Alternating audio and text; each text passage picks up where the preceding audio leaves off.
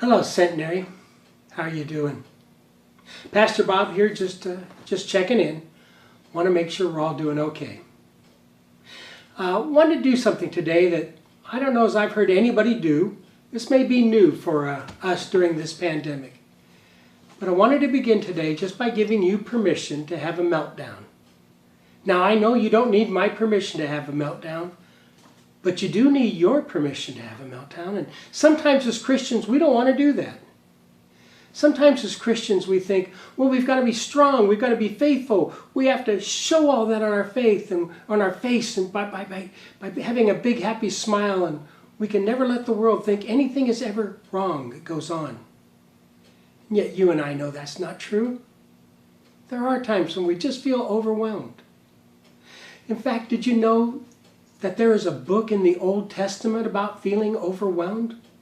The book is called Lamentations. It was written by Jeremiah after the fall of Jerusalem. And Lamentations, there's a word we don't use. Let's translate that into English. That would be deep sorrow expressed with tears. So there's a book in our Old Testament titled Deep Sorrow Expressed with Tears. In that first chapter, Jeremiah cries out to God, talking about what it's like to watch Jerusalem fall, what it was like to watch the temple be burned and destroyed, the place where God's Spirit dwelt among the people. The city itself was also ransacked and destroyed, and the wall, that once proud wall that surrounded the city and protected the people, that too had been destroyed. See, Babylon didn't just conquer the people, they destroyed that city. They destroyed the people's morale. And in the midst of that, Jeremiah cried out to God saying, it's like I'm welled in. It's like I'm covered in darkness. It's just like I can't see any hope or any help right now. Sometimes we feel that way too.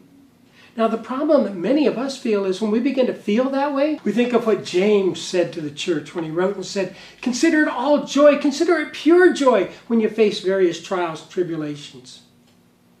And we think, sometimes these trials and tribulations are hard. And sometimes we just struggle against them. I don't think we're being unfaithful to God or bad Christians when we struggle against the hard times. I think we're being human.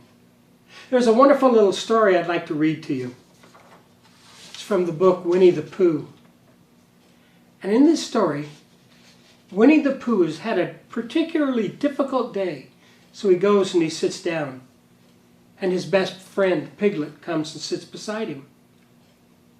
Pooh simply says, today was a difficult day. And there was a pause.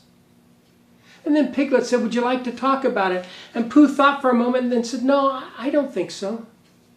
And Piglet said, okay. And he came and he sat next to Pooh on the log. And Pooh said, what are you doing, Piglet? And Piglet said, nothing really. Only I know what difficult days are like. I quite often don't feel like talking about my difficult days either.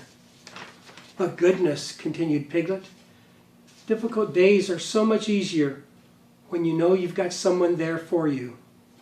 And I'll always be here for you, Pooh. As Pooh sat there, working through in his head his difficult day, he went on to think about Piglet, sitting next to him, silently swinging his little legs. And he thought that his best friend had never been more right. Sometimes difficult days just need we just need a place to sit quietly. We just need the opportunity to feel the difficult days. That's what Jeremiah did. And in the end of that difficult day, he writes in Lamentations chapter 3, Lamentations 3, these are verses 22 to 24. Jeremiah writes, the faithful love of the Lord never ends. His mercy never ceases. Great is his faithfulness. His mercies begin afresh every morning. I say to myself, the Lord is my inheritance. Therefore I will hope in him. Now, church, here's what I'm going to suggest we do. I'm going to suggest we take our difficult days and we have a meltdown. And by meltdown, here's what I want you to do. I want you to find a place where you can be alone with one really good friend. And let's make that really good friend Jesus himself. And let's take some time with Jesus. Let's crawl up in his lap. Let's bury our face in his strong chest. Let's weep. Let's experience our difficult days. And let's learn what Jeremiah learned. It's okay. It's okay. Because God loves us very much. He'll even listen to us on our difficult days.